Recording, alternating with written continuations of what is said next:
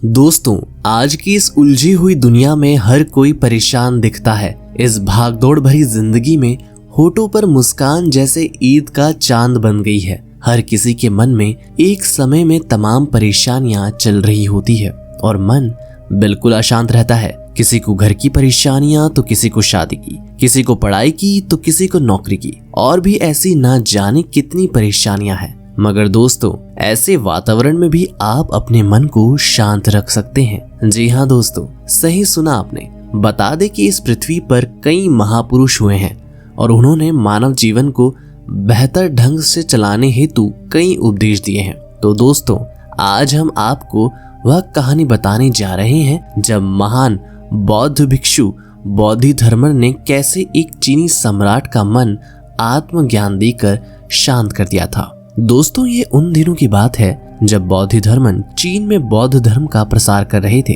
उन दिनों बोधिधर्मन चीन में खूब उपदेश दे रहे थे। लोग उनकी बातों से, उनके विचारों से बड़े प्रभावित थे और ऐसे ही बोधिधर्मन की प्रसिद्धि चीन में खूब बढ़ती गई। लोगों के मन में उनके प्रति अलग ही आदर उत्पन्न हो गया था। बोधिधर्मन के विचार पूरे चीन में रफ्तार से फैल रहे थे और फैलते फैलते वह चीन के सम्राट के कानों में भी पहुंचे।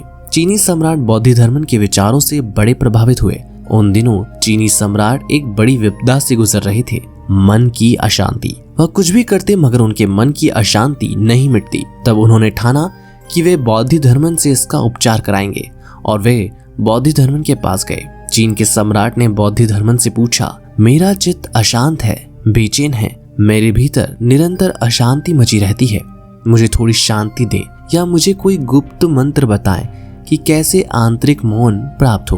बोधिधर्मन ने सम्राट से कहा, आप सुबह ब्रह्म मुहूर्त में यहाँ आ जाएं, 4 बजे सुबह आ जाएं, जब यहाँ कोई भी ना हो, जब मैं यहाँ अपने झोपड़े में अकेला हूँ तब आ जाएं, और याद रहे अपने अशांत मन को अपने साथ ले आएं, उसे घर पर ही ना छोड़ाएं। दोस्तों, बोधिधर्मन की ये बात सुनकर सम्राट घबरा गए। उसने सोचा कि यह आदमी पागल है। ये कहता है अपने अशांत चित्त को साथ ले आना, उसे घर पर मत छोड़ाना, अन्यथा मैं शांत कैसे करूंगा। और एक बार फिर बोधिधर्मन कहते हैं, मैं उसे जरूर शांत कर दूंगा, लेकिन उसे ले आना, ये बात स्मरण रहे। बेचारा सम्राट घर गया, लेकिन पहले से भी ज्यादा अशांत होकर गया। उसने सोचा था कि यह आदमी संत है, ऋषि है, कोई मंत्र तंत्र बता देगा, लेकिन ये जो कह रहा है वह तो बिल्कुल बेकार की बात है। कोई अपने चित्त को घर पर कैसे छुड़ा सकता है, चित्त तो साथ ही होगा। चीनी सम्राट रात भर सो न सका। बोधिधर्म की आंखें बार बार उसकी निगाहों के सामने आ जाती,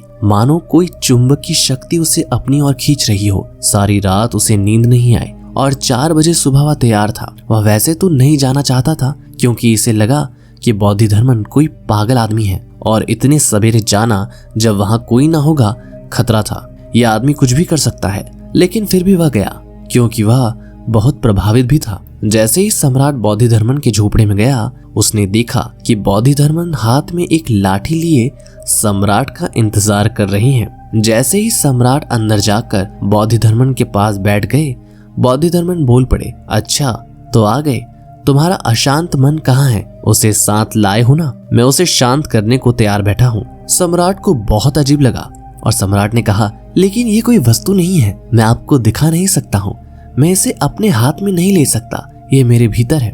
बोधिधर्मन ने कहा, बहुत अच्छा, अब अपनी आंखें बंद करो और खोजने की चेष्टा करो कि वो अशांत मन कहाँ है, और जैसे ही तुम उसे पकड़ लो, आंखें खोलना और मुझे बताना, मैं उसे शांत कर दूंगा। सम्राट चौंक गया, मगर क्या करता, अब आ गया है तो सोचा अब जो कह रहे हैं वह कर ही लेता हूँ। एकांत में सम्राट ने आंखें बंद कर ली।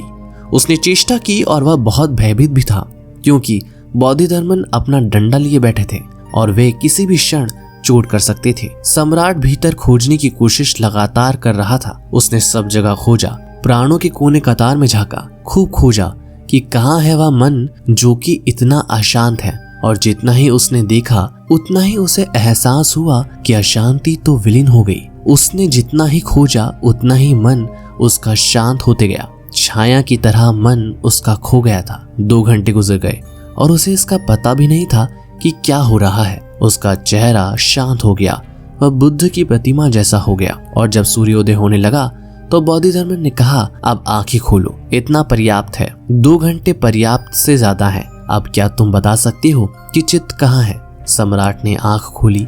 उसके चेहरे पर एक शांत संतुष्टि का भाव था। वह इतना शांत था जितना कि कोई मनुष्य हो सकता है। उसने बोधिधर्मन के चरणों पर अपना सिर रख दिया और कहा, आपने उसे शांत कर दिया। इस तरह अपनी आंतरिक शक्ति से मिलने पर चीनी सम्राट के मन को अंदर से शांति मिल गई। सम्राट ने अपनी आत्मकथा में लिखा है, यह व्यक्ति अद्भुत है, चमत्कारी है। इसने कुछ किए बिना ही मेरे मन को शांत कर दिया और मुझे भी कुछ ना करना पड़ा। सिर्फ मैं अपने भीतर गया और मैंने ये खोजने की कोशिश की कि मन कहाँ है। निश्चित ही बोधिधर्मन ने सही कहा कि पहले उसे खोजो कि वह कहाँ है, और उसे खोजने का प्रयत्न ही काफी था। इसी तरह से हमें मन की शांति के लिए किसी मंत्र या टोटके की जरूरत नहीं है, उसके लिए आत्मचिंतन करना काफी है। आप अपने आप में उसे टटोलें, कुछ समय के बाद वो अपने आप शांत हो जाएगा। शायद इसी बात को आचार्य प्रशांत अपनी पुस्तक स्नेह भी देह भी में लिखते हैं, प्रेम आंतरिक पूर्णता है, इसे बाहर मत खोजो। दोस्तों, अपने आप को जानने का विज्ञान ही अध्यात्म है। और तनवीर गाजी की इन पंक्तियों के साथ मैं आज की वीडियो पूर्ण करना चाहूंगा। तू खुद की खोज में निकल, तू किस लिए हताश है, तू चल, तेरे वजूद की समय को भी तलाश है। दोस्तों, अगर वीडियो पसंद आई हो तो लाइक कर दीजिए और कमेंट में अपने विचार को जरूर लिखिएगा कि आपको ये वीडियो कैसा लगा। ऐसे ही और वीडियो देखने के लिए चैनल को सब्सक्राइब कर लीजिएगा। धन्यवाद।